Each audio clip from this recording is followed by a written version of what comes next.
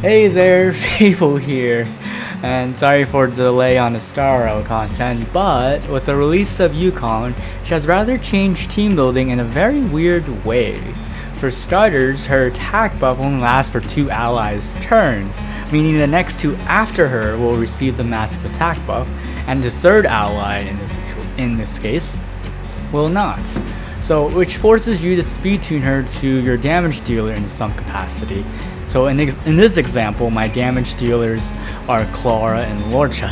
Yes, my Lorcha does damage. So, but no, I don't want him on speed because I just want Unga Bunga Bonk Bonko. Okay, I just want damage. But on a serious note, it means there's a lot of downtime with her, and it can be detrimental to clearing MOC within a specific turn limit. However, we can try to mitigate this through abusing off-turn damage. So what do I mean exactly by off-turn damage?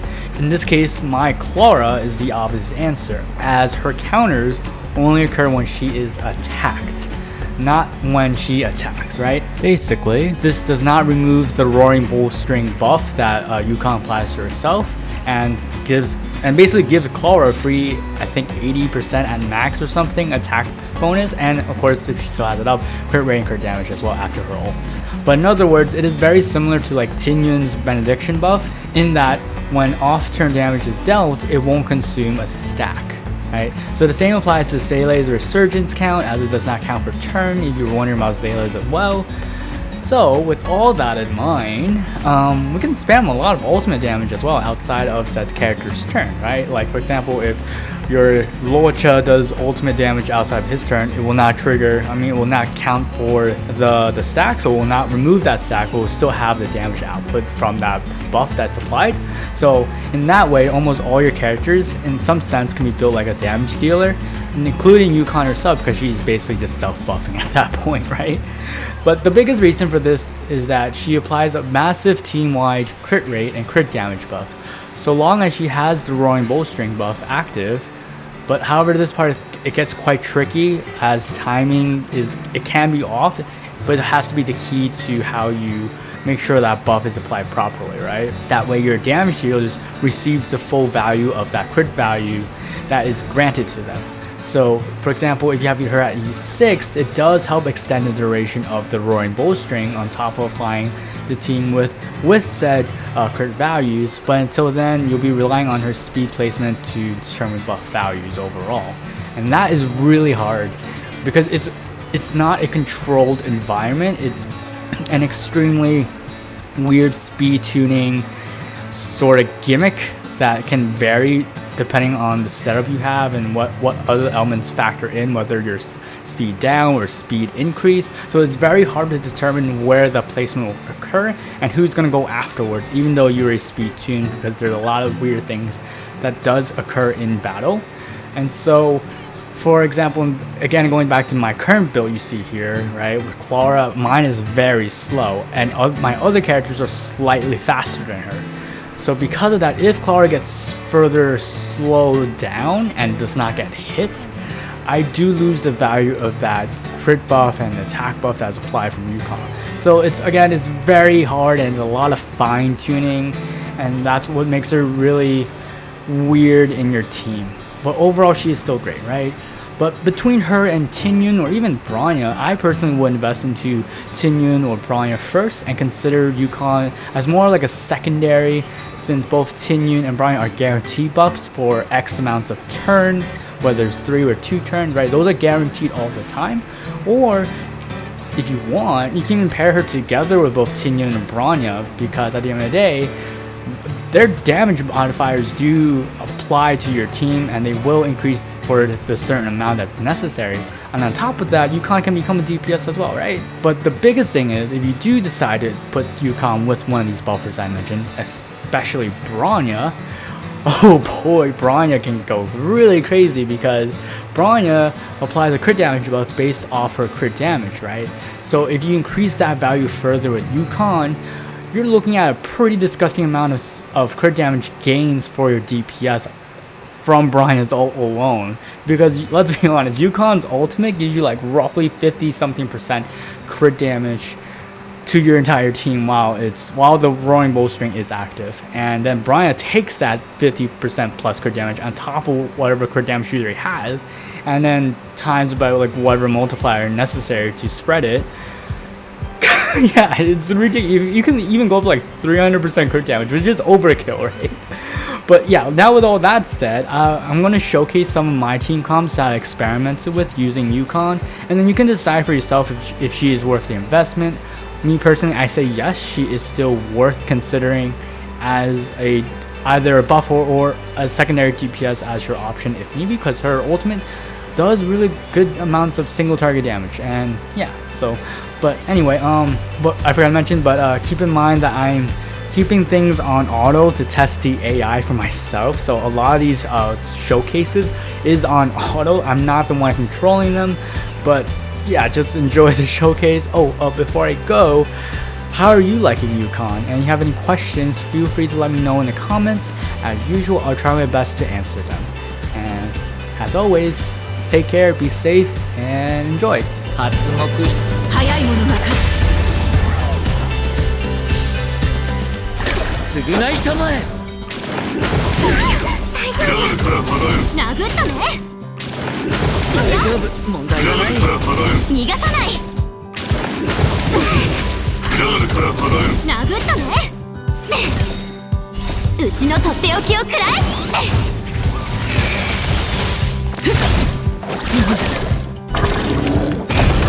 亡者再臨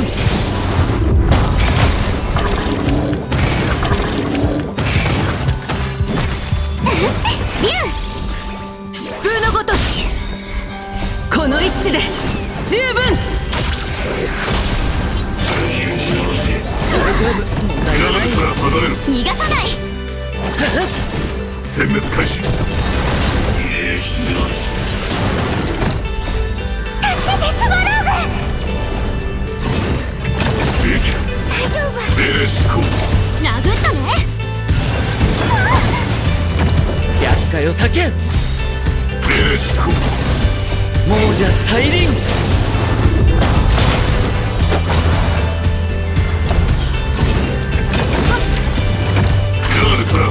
逃がさない手をつく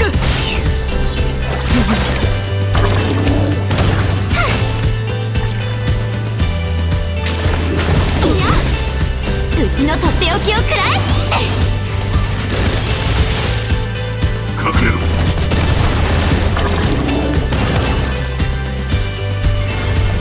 疾風のごとし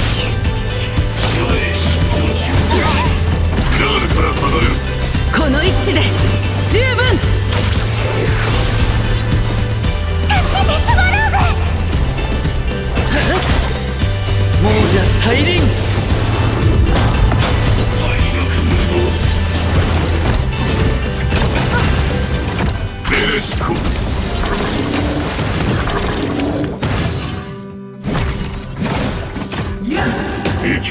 大し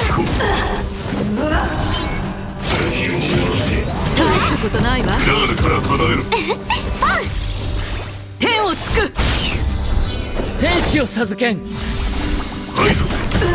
審判の結果殴ったね罪深い厄介を避けん償いたまえ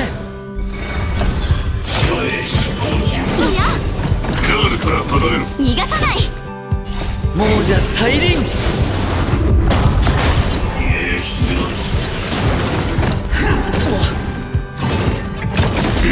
大丈夫殴ったね助けてスワローグリュウうちのとっておきを食らえ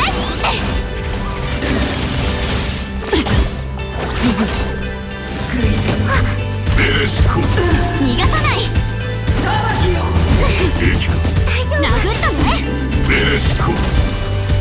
隠れろ大丈夫問題はない逃がさない亡者再臨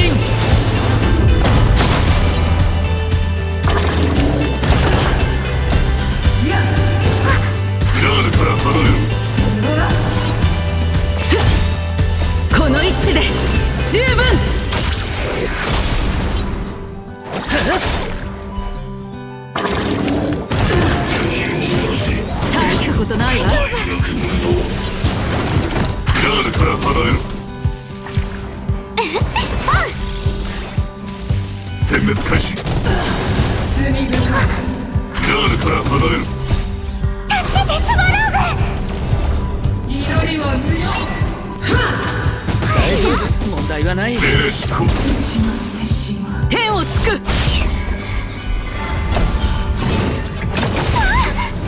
殴ったね。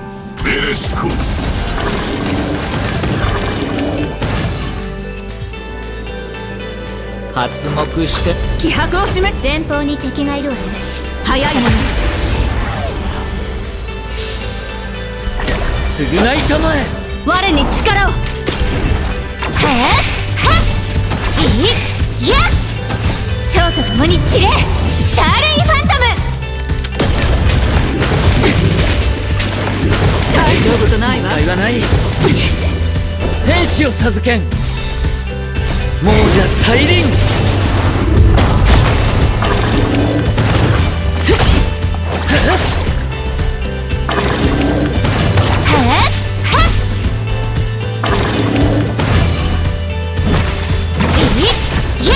我に力を。守るべき者のために打ち崩せ。この一矢で十分。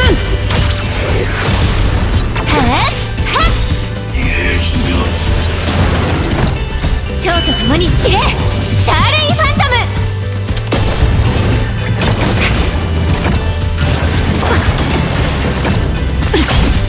厄介を避けん。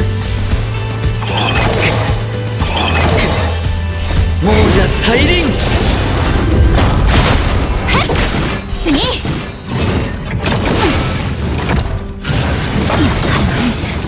天使を授けん。償いたまえ。いや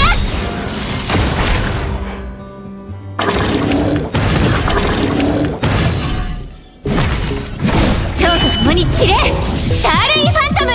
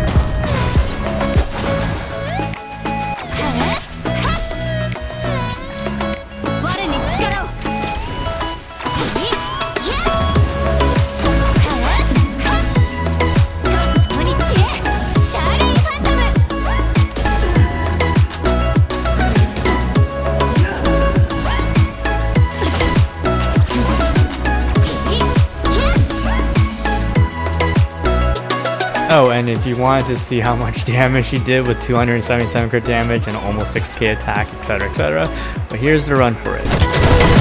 たいないわね。疾風のごとし。いい度胸つぶす。ク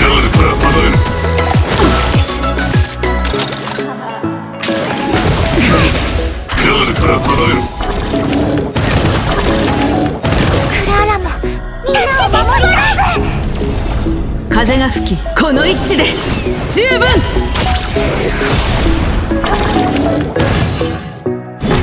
代価を払ってもらう。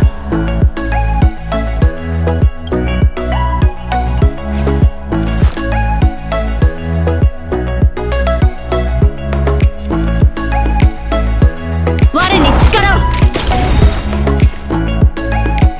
我々はとうに嵐に踏み入った。守るべき者のために打ち崩せ。闘志は消えない。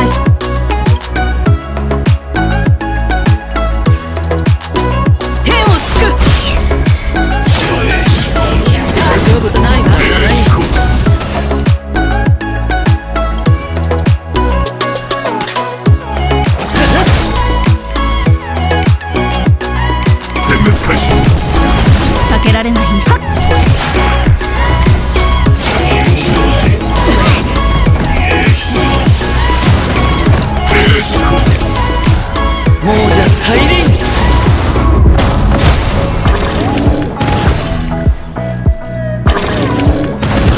覆えた。お別れの時だ。代価を払ってもらう。我に力を。勇気を出さなきゃ。大丈夫、問題はない。天使を授けん。償いたまえ。亡者再臨。避けられない一戦。我に力を。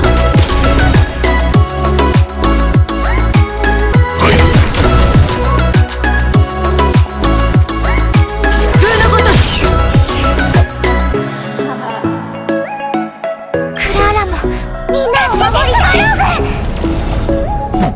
ていい度胸だね。風が吹き、運営はこの一矢で十分。我々はとうに嵐に踏み入った。守るべき者のために打ち崩せ。ベレシコベレシコクラーラから離れる。大丈夫。代価を払っても